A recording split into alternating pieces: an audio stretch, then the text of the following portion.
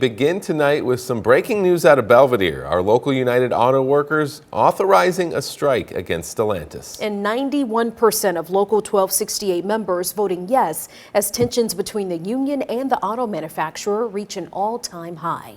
Union President Shawn Fain has made several verbal attacks against Stellantis CEO Carlos Tavares, accusing the executive of price gouging customers and putting extra money in his pocket. But most importantly, the union's anger boils down to Stellantis delaying projects like the Belvedere assembly plant.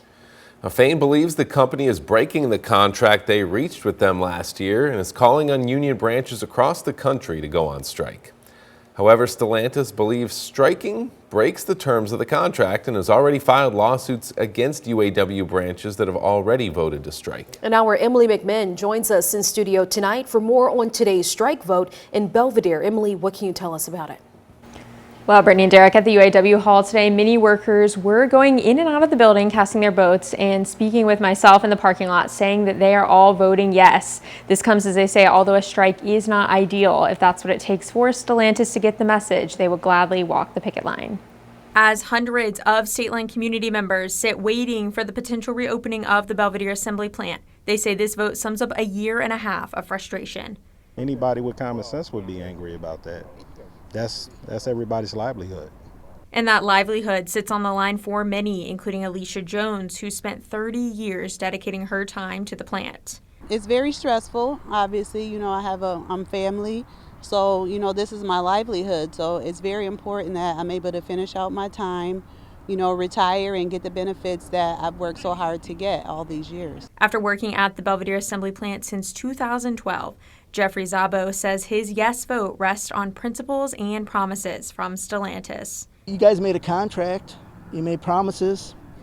I mean, I'm hoping that this is still America and that means something. But, all we could do now is just fight for what we think is right. And the workers say they will not back down as they prepare to walk the picket line if that's what it comes down to. Staying in the fight, letting them know that, we mean business as well. Because a lot of jobs were lost and put on hold and a lot of people had to relocate. And, we just want to see the business come back to Belvedere. For these workers, all they're asking for is fairness and for the reopening as they do their part to push for the promise. I'm just a simple guy. And most simple Americans, they're not looking to have yachts, Lamborghinis or anything. They're just looking to provide for families, live a decent life, And if they have kids, just watch them grow and have a decent life for them. That's it. UAW branches across the country are also voting on a strike. 13 WREX also reached out to our local UAW president, Matt Franson, who is not available today for an interview. Back over to you. All right, Emily, important story we're following there. Thank you.